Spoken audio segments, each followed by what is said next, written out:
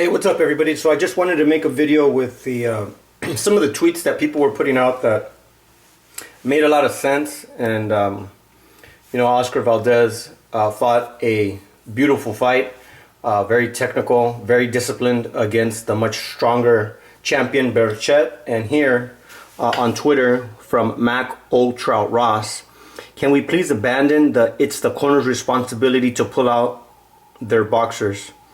And then in parentheses, he has garbage. The corner has a stake in the boxer. The corner's financial future is tied to their boxer getting every benefit of the doubt. Referees need to be trained to intervene earlier. I think that was a wonderful tweet. I've kept thinking it's Alfredo Caballero's job to assess the situation, realize that they can't win on points, realize that his fighter never really got his legs back, that he's taking too much punishment. That's the biggest point.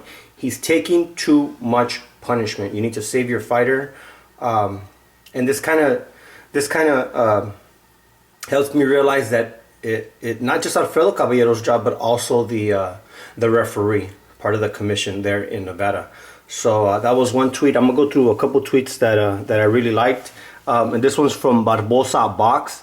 My MVP of the week, Oscar Valdez. What a way to follow and execute strategy. Somewhat an underdog to a vast majority and against all odds. How about that KO, por Dios?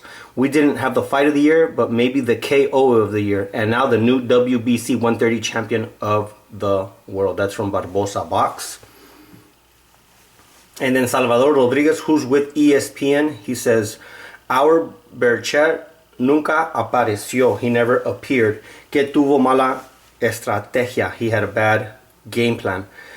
Ponerlo el gran plan de pelea y excuse my Spanish, ejecución de Oscar Valdez. Desde el día 1 dije que la pelea perfecta le alcanzaba para ganar. Y lo de anoche fue una pelea perfectísima.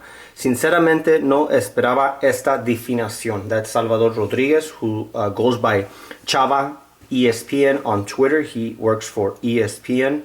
So forgive my Spanish on that tweet. This is Hector Beltran. This is one of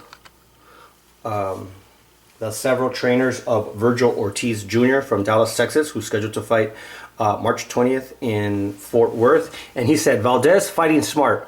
Only thing I would add is to invest to the body and strain up the right hand every now and then. So Hector Beltran, he is an ex-fighter himself, a trainer, co-trainer of Virgil Ortiz, along with Virgil Ortiz Sr. and Team Robert Garcia. So nice tweet by him. I have another tweet by him that says says Berchelt with the prayer symbol. Congrats Valdez. And then I wrote, I'm glad Berchelt got up on his own. And then Hector Beltran replied this, and this gets to the core of who Hector Beltran is. It says, me too. I had my hands in prayer for him. No matter what fight it is, you want them to come out healthy. So that's from an ex-fighter and current trainer. I'm going to adjust the camera a little bit. Me too. I had my hands in prayer for him. No matter what fight it is, you want them to come out healthy. I got a couple more tweets here. Defense and technique beat brute strength tonight. I said Eddie Reynoso and Alfredo Caballero. Eddie had a great game plan for Valdez. Hector replies, Eddie did great. I like the instruction in the corner. Use the angles instead of walking. That's sad. That fight should have been stopped a long time ago. He got 111 likes and 14 retweets. And that's the father trainer of Virgil Ortiz, 16-0, 16 knockouts from Grand Prairie, Dallas, Texas.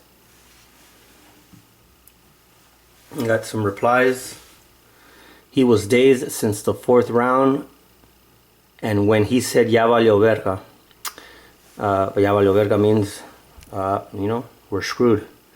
Exactly. Once he said that his corner shouldn't have sent him out again. Shaking my head from Ari Boxing Talk. Smooth Vega, I agree. Too much punishment. So, some more tweets and replies to Virgil's stance.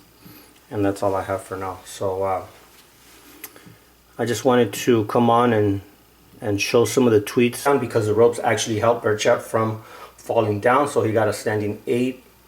And then it made it all the way to the 10th. And he got knocked out in a brutal fashion.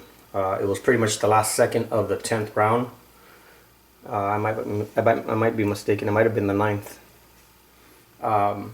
But either way, he fell in a very Manny Pacquiao-like against Marquez. Face down, arms couldn't even protect him from hitting the canvas. Luckily, Randy, I'm not a doctor, so, and I'm not a trained medical staff, but I'm glad that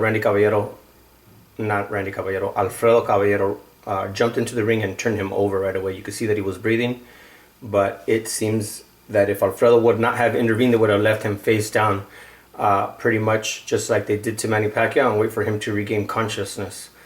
But the human in me just said, wow, I'm really glad he turned him around, let him start breathing.